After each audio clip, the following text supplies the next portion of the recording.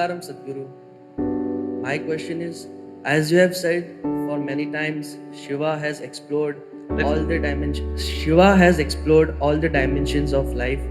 Everything he has explored. In this age, when the energy is at its peak, how can we explore every aspect of the life without being untouched and getting attached to all the compulsive activities? We say, I don't want to drink, but somewhere we are afraid that we will be addicted to it. My question is, how can we explore every aspect of life without being untouched? Nobody says, I want to drink. Some people drink, some people don't. Some people who drink may drink for the pleasure of it. Some people who drink may drink because they want to drown something within themselves. Some people drink because everybody is drinking. It's an evolutionary it's an evolutionary issue, you know. When we were monkeys, if one did this, everybody did this. And some people don't drink because they think it's morally wrong. Some people don't drink because they're afraid their parents and society what they will say.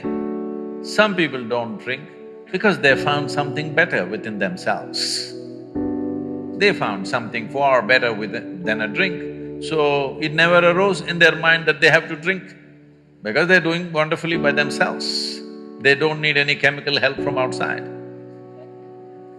So these are different ways. If you want to explore life, because you can only explore life, you cannot explore art, you cannot explore spirituality, you cannot explore something. You can only explore life, yes? Well, you may look at it from a certain perspective. Somebody may look at it in an artistic way, in an aesthetic way, in a musical way, in a spiritual way, but essentially we're exploring life. Even if you are looking at inanimate things, you're only exploring life because nothing happens outside of you. Everything that happens only within you, isn't it? Do you see me right now, even if you're not hearing? Even if you're not listening, are you able to see me? Can you use your one hand and point out where I am? Got it wrong.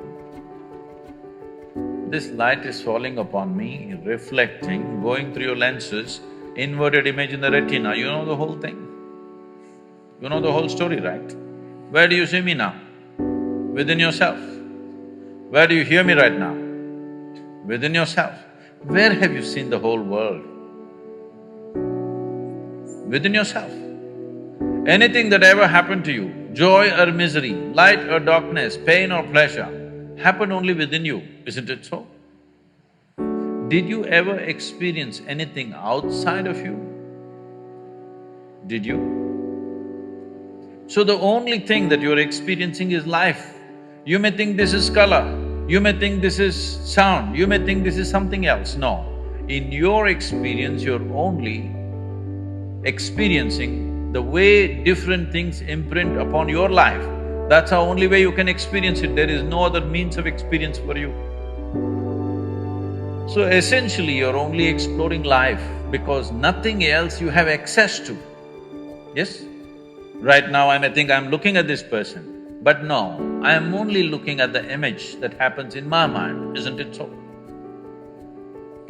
Right now, if you touch somebody next to you, think you're experiencing that person's hand. No, you only experience the sensations in your hand, isn't it so? So your entire experience of life is absolutely within you. That means you are capable of experiencing only this one life. So is it a trap that you can only experience this? No. If you experience this, then everything becomes a possibility because, see, when it comes to body, we clearly know this is my body, that's your body, 100%. This is my mind, that's your mind, 100%, isn't it? But when it comes to life, there is no such thing as your life and my life. This is a living cosmos. You just captured a little bit of it. How much you captured, how much life have you gathered within you will determine what is the scope and scale of your life.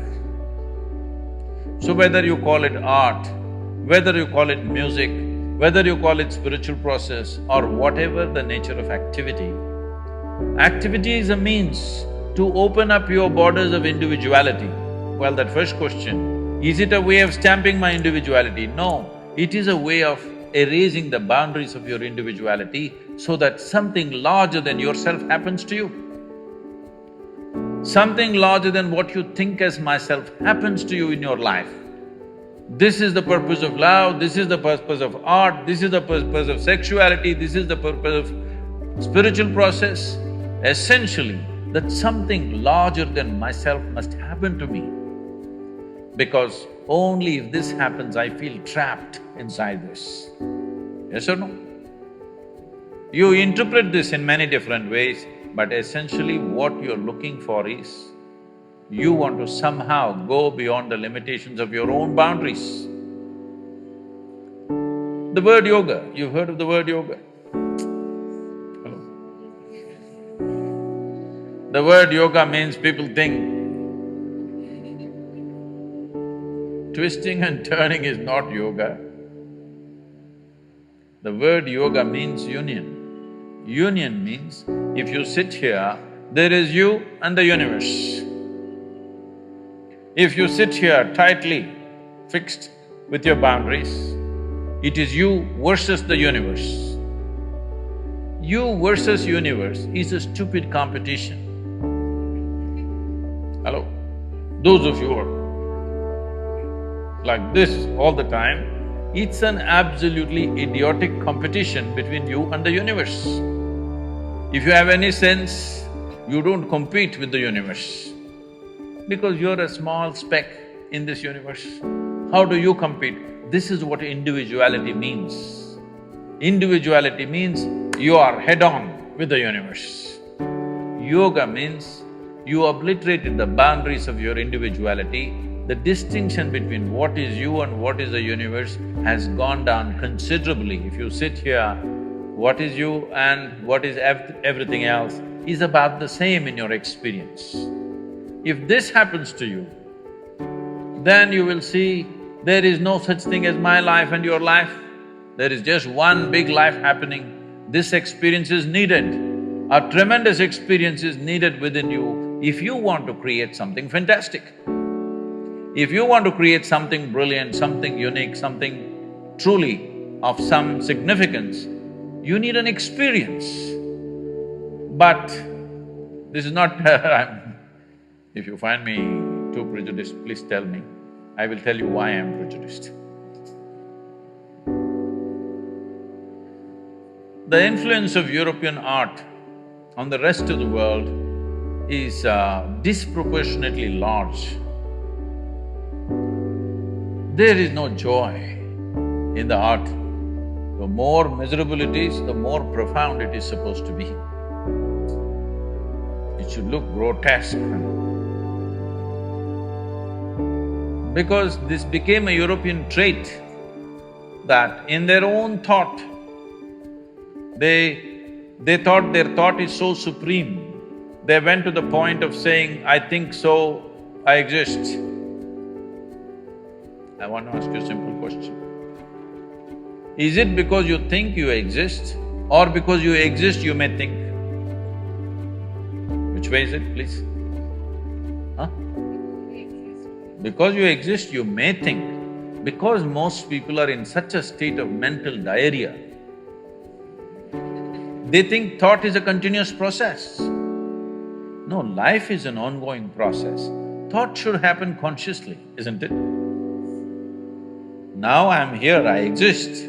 Now my hand moves when I want. Suppose this hand all the time it's jumping around like this, you will think I have an ailment. And definitely you can't be an artist with a jumping hand. Right now, this is the state of most minds. They're always jumping all over the place. And they think it's normal. It's not normal. But Sadhguru, everybody is like this only. Well, that's how it is in asylum. Everybody will be like that only. Only the doctor will be crazy.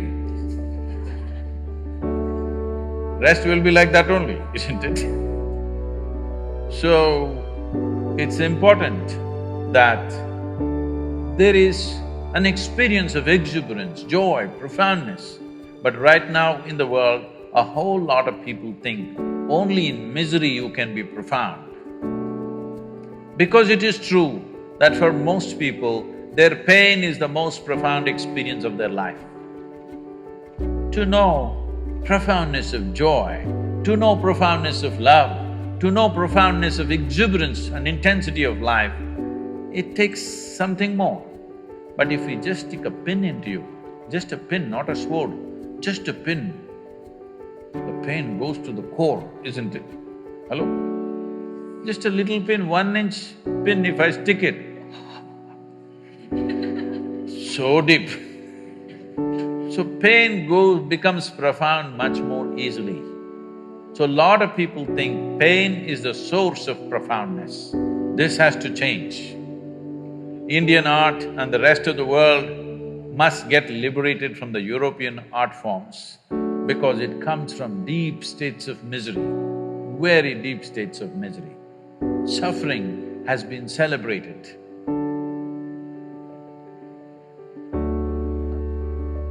There is nothing celebratory about suffering. Maybe you can celebrate somebody else's suffering. There's nothing celebratory about your own suffering, isn't it?